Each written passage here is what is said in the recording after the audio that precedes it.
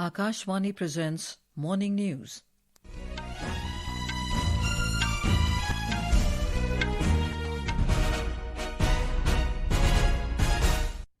Good morning, I'm Anuja Kumar. The headlines. Notification for second phase of assembly elections in Bihar to be issued today. BJP's Central Election Committee meets in New Delhi after NDA announces its seat-sharing formula for Bihar polls. India's largest school hackathon, Viksit Bharat Buildathon 2025 to be held today to strengthen creativity and problem-solving skills among school children. Canada's Foreign Minister Anita Anand to hold talks with External Affairs Minister Jaishankar and Commerce Minister Piyush Goyal in New Delhi today. An international summit aimed at finalizing peace agreement to end war in Gaza to take place at Sharm el-Sheikh in Egypt. And in badminton, BWF World Junior Individual Championship 2025 set to begin in Guwahati this morning.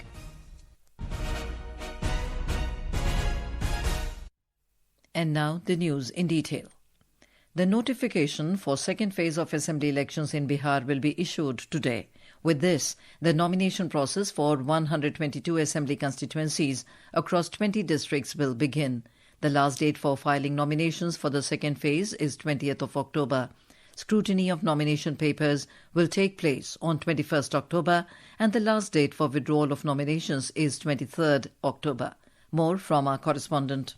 In the second phase of Bihar Assembly elections, 122 assembly constituencies will go to the polls on 11th November. In this phase, polling will take place in 7 districts located along the Indo-Nepal border. Polling will also be held in the Magad region districts of Gaya, Jahanabad, Aurangabad and Nawada. Several constituencies going to the polls in this phase share borders with the neighboring states of Jharkhand and Uttar Pradesh. In view of this, coordinated flag marches and anti-Naxal operations are being carried out in collaboration with security agencies of the neighboring states to ensure a free and peaceful election process. Dharmendra Kumar Rai, Akashvani News, Patna. Bharatiya Janata Party's Central Election Committee CEC met at the party headquarters in New Delhi last night. Prime Minister Narendra Modi, Union Home Minister Amit Shah, Defence Minister Rajnath Singh, BJP National President JP Nadda and other senior party leaders attended the meeting, which was aimed at finalizing the party's strategy and list of candidates for Bihar Assembly elections. The BJP CEC comes after the announcement of the NDA's seat-sharing formula for Bihar polls. The ruling NDA announced its seat-sharing arrangement for the Bihar Assembly elections yesterday. As per the agreement, the BJP and Janata Dal United, JDU, will contest 101 seats each, while the Lok Janshakti Party Ram Vilas will contest 29 seats. The Rashtriya Lok Morcha and Hindustani Awam Morcha have been allocated 6 seats each. The NDA will face competition from the opposition's Indi alliance, which comprises the Rashtriya Janata Dal, led by Tejasvi Yadav, the Congress, the CPI-ML Liberation, the CPI, the CPI-M and the Vikashshil Insan Party, led by Mukesh Sahni. The Indi alliance is yet to finalize its seat-sharing formula, with reports suggesting that the RJD and Congress are engaged in talks to finalize the seat distribution. Bihar Assembly elections will be held in 2 phases on 6th and 11th November, with the counting of votes scheduled for 14th November. Prime Minister and senior BJP leader Narendra Modi will interact with his booth-level party workers of Bihar on Wednesday. In a social media post, Mr. Modi requested the party workers to join the Mera Booth Sabse Mazboot campaign and share their suggestions. The Prime Minister added that he will directly interact with some selected workers on their suggestions. Delhi's Rouse Avenue Court is scheduled to announce today whether charges will be framed in the IRCTC hotel scam case. The court has directed all accused, including former Railway Minister Lalu Prasad Yadav, Rabdi Devi and Tejasvi Yadav, to be physically present for the hearing. The CBI has accused 14 individuals in the case alleging corruption in the tender for the IRCTC hotels. The case was initiated by CBI in 2017, alleging corruption and conspiracy in the allotment of 2 IRCTC hotel maintenance contracts. Union Home Minister Amit Shah will arrive in Jaipur today on a day-long visit to Rajasthan.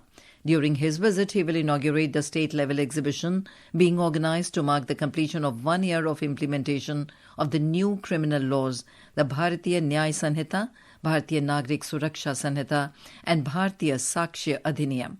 The 6-day exhibition, being held from 13th to 18th October in Jaipur, will highlight the major provisions of the new laws and showcase the progress made in their implementation across Rajasthan. After inaugurating the exhibition, Mr. Shah will address a public gathering. India's largest school hackathon, Viksit Bharat Buildathon 2025, will be held today between 10 a.m. and 11 p.m. More from our correspondent.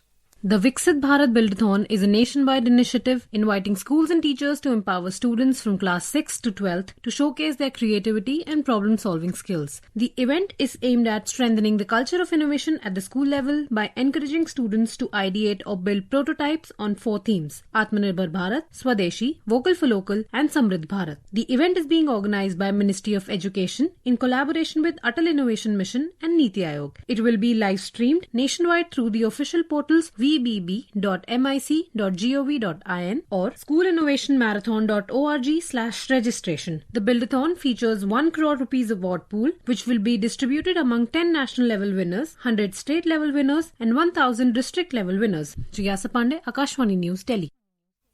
The GST Bachat Utsav, announced by Prime Minister Narendra Modi and commencing from the 22nd of last month, is benefiting the country as a whole. Today, our correspondent brings a report on the GST reforms that will empower different industries of Himachal Pradesh.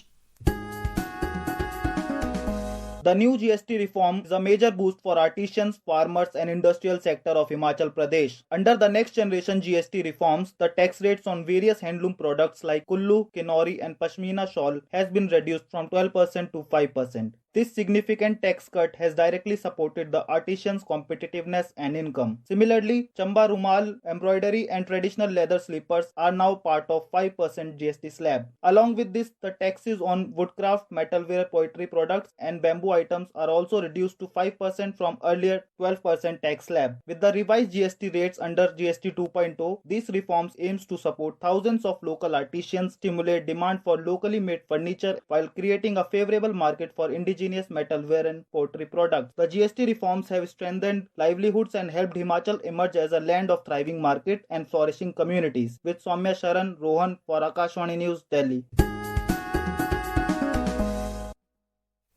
This is Akashvani giving you the news. For quick news updates round the clock, follow us on our X handle at AIR News Alerts, and for details of these stories and more, log on to our website www.newsonair.gov.in and download the News on AIR app.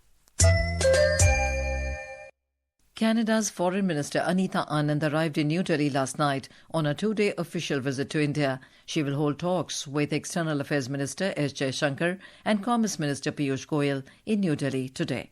Ministry of Foreign Affairs spokesperson Randhir Jaiswal said that Ms. Anand's visit to India will help build on the positive momentum in India-Canada relations by revitalizing bilateral mechanisms, deepening economic cooperation and further strengthening people-to-people ties. Anita Anand's visit to India comes after Prime Minister Narendra Modi and Canadian PM Mark Carney held a bilateral meeting on the sidelines of the G7 Leaders Summit in Canada's Kananaskis in June this year. An international summit aimed at finalizing a peace agreement to end the war in Gaza is set to take place in Egypt's Red Sea resort city of Sharm el-Sheikh today. Egyptian President Abdel Fattah al-Sisi and US President Donald Trump will co-chair the meeting, which is expected to draw leaders from more than 20 countries. UN Secretary-General Antonio Guterres is also scheduled to attend it. The summit will focus on ending hostilities in the Gaza Strip, advancing regional peace efforts, and ushering in a new phase of security and stability across West Asia. Union Minister of State for Environment, Forest and Climate Change, Kirti Vardhan Singh, will represent India at the Gaza Peace Summit. In a social media post, the Union Minister revealed his arrival in Cairo as special representative of Prime Minister Narendra Modi to attend the Gaza Peace Summit. Prime Minister Narendra Modi on Thursday welcomed the agreement on the first phase of peace plan by Israel and Hamas. More from our correspondent. The gathering comes in light of United States President Donald Trump's vision for achieving peace in the region and his efforts to end conflicts around the world. Cairo said that the summit is designed to finalize an agreement aimed at ending the war in Gaza and rally international support for the second phase of Trump's peace plan, which seeks to disarm Hamas and create a new governing body in the Strip. However, neither Israel nor Hamas will participate in the event, and the Palestinian Authority is also not attending. The summit follows a ceasefire deal between Israel and Hamas that entered into effect on Friday after 3 days of intensive negotiations in Sharm el-Sheikh between the two sides, mediated by Egypt, Qatar, Turkey and the United States. The first phase of the plan includes Israeli troop withdrawals from Gaza and the opening of crossings for aid and the release of hostages and prisoners. Under the agreement, Hamas has time until Monday to release all Israeli hostages, including 20 who are believed to be alive and the remains of up to 28 deceased hostages. Vinod Kumar, Kashwani News, Dubai. Moving on to the world of sports, in badminton, the BWF World Junior Individual Championship 2025 is set to begin at the National Centre for Excellence in Guwahati, Assam today. We have more from our sports desk. This is the second time that India is hosting the championship after 2008. All eyes will be on star Indian shuttlers including Tanvi Sharma, Unnati Hooda, Ronak Chauhan and Suryaksh Rawat. Earlier, India won bronze in the mixed team championship that concluded on Saturday at the same venue. Moving on to cricket, West Indies will resume their second innings at an overnight score of 173 for 2 in Delhi Test this morning. The visitors are currently trailing by 97 runs after they were enforced to follow on after getting bundled out for just 248 runs in response to India's 518-run mark in the first innings. Next, we have from the ICC Women's ODI Cricket World Cup, where India suffered defeat in a thrilling high-scoring match against Australia in Visakhapatnam last night. Despite a fantastic effort with the bat, India couldn't defend their massive total of 330 runs as Australia pulled off the highest ever successful run chase in Women's ODI history. Moving to football, India will face host Kyrgyz Republic in Group G opening game of AFC Under-17 Women's Asia Cup China 2026 qualifiers in Bishkek this evening. Last, we have from hockey, junior Indian team registered a comfortable 4-2 win over New Zealand to continue their winning run in the Sultan of Johor Cup 2025 in Malaysia yesterday. India will next face their arch rivals Pakistan tomorrow. Chirag Joy, Sports Desk. The IMD has forecast heavy rainfall at isolated places over coastal Andhra Pradesh, Kerala, Mahe, South Interior Karnataka, Tamil Nadu, Puducherry and Karaikal for today. The weather agency also predicted thunderstorms accompanied with lightning and gusty winds over Odisha, Telangana and Lakshadweep for today. The maximum temperature for Delhi is likely to hover around 32 degrees today, with the minimum temperature at around 19 degrees Celsius. And now for a look at today's newspapers, it's over to Tanvi Kurana. Thank you, Anuja. The top headlines in all the dailies talk about the Gaza Peace Summit set to be attended by world leaders. Minister of State attending the summit as special envoy of Indian Prime Minister, adds Hindustan Times. NDA's Bihar seats packed out. BJP, JDU get 101 seats each, writes the Asian Age. While the Times of India adds RJD Congress failed to seal opposition deal. Government to bring policy to promote local artisans, states Hindustan Times, making it mandatory for government institutions to procure goods from MSMEs. The Indian Express states decks cleared for Maitrey II. India set to chart new frontiers in Antarctica's icy wilderness, approving the country's newest research station. And finally, The Hindu writes about the country's first QR code-based Challan payment kiosk launched in Gurugram, making the payment system faster and simpler. And with that, it's back to you, Anuja. Thank you, Tanvi. And now, before we end the bulletin, the headlines once again. Notification for second phase of assembly elections in Bihar to be issued today. BJP's Central Election Committee meets in New Delhi after NDA announces its seat-sharing formula for Bihar polls. India's largest school hackathon, Viksit Bharat Buildathon 2025, to be held today to strengthen creativity and problem-solving skills among school children. Canada's Foreign Minister Anita Anand to hold talks with External Affairs Minister Jaishankar and Commerce Minister Piyush Goyal in New Delhi today. An international summit aimed at finalizing peace agreement to end war in Gaza to take place at Sharm el-Sheikh in Egypt, and in badminton, BWF World Junior Individual Championship 2025 set to begin in Guwahati this morning. And with that, we end the morning news. Have a nice day.